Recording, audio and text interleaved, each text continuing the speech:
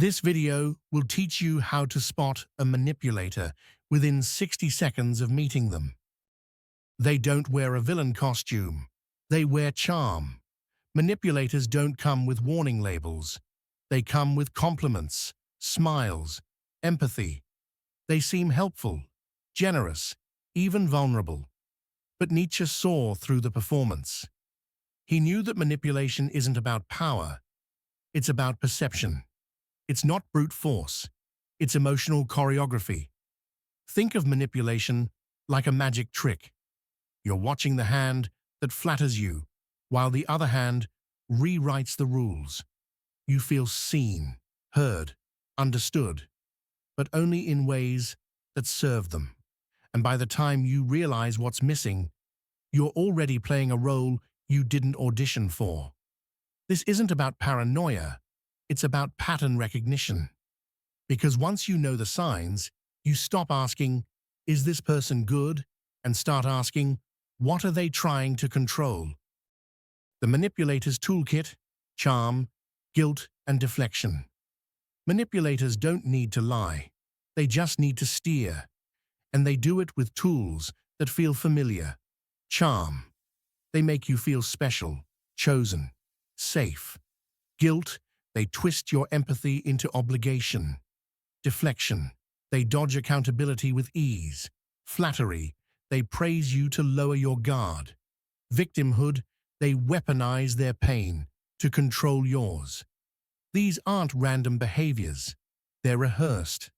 And the more you fall for the performance, the harder it becomes to see the script. Micro behaviors to watch. Manipulation isn't loud. It's subtle. It lives in the pauses, the phrasing, the emotional timing. Here's what to watch for. Interruptions disguised as concern. "I just want to help, but..." Praise, followed by pressure. "You're so smart. I know you'll do this for me." Shifting blame.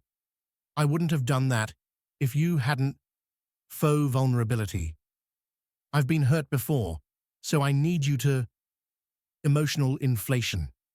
Small issues become dramatic crises to gain control. These aren't flaws, they're tactics, and once you name them, you stop being confused by them. Why manipulators work. Our blind spots.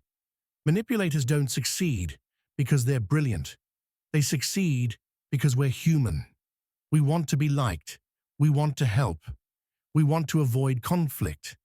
And those instincts, beautiful as they are, can be used against us. Think of manipulation like emotional judo. They use your strength against you. Your kindness becomes compliance. Your empathy becomes silence. Your loyalty becomes self-abandonment. And the more emotionally intelligent they are, the more invisible the manipulation becomes. The roles they cast you in.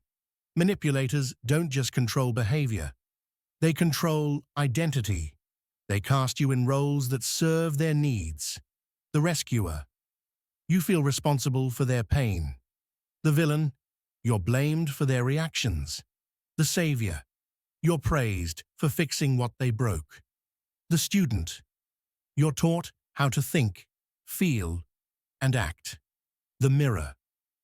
You reflect their insecurities back to them. These roles aren't chosen. They're assigned. And the moment you accept the role, you lose the script. How to protect yourself. Boundaries and clarity. You don't need to fight. You need to see. Because once you see the pattern, you stop playing the part. Here's how to protect yourself. Name the tactic. That's guilt tripping. That's deflection. Pause before reacting. Manipulation thrives on urgency. Ask direct questions. What are you asking me to do? Set boundaries without apology. I'm not available for that. Watch the response. Healthy people respect boundaries. Manipulators punish them. Protection isn't aggression. It's clarity. And clarity is the one thing manipulation can't survive. Real-world scenarios.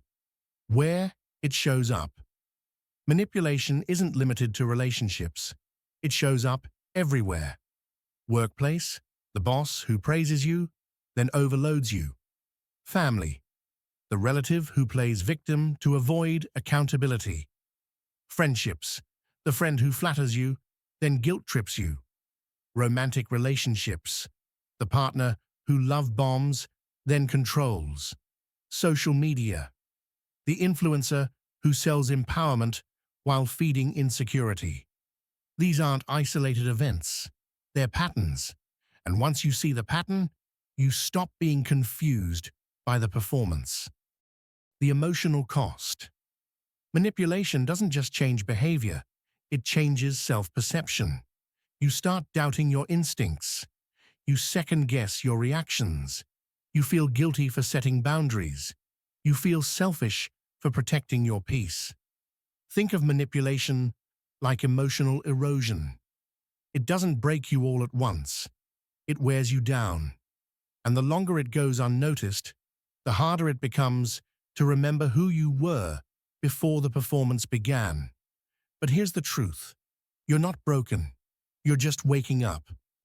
Once you see the pattern, you stop playing the role. You don't need to confront the manipulator. You need to confront the script, the role you were cast in, the story you were told. And the moment you do, the performance ends. Because manipulation only works when you don't see it. And now, you do. If this hit home, share it. Send it to someone who's still stuck in the script, but ready to reclaim their voice. And if you want more truths that cut through the noise, subscribe. Because once you see the pattern, you stop playing the role. And that's how you take your power back.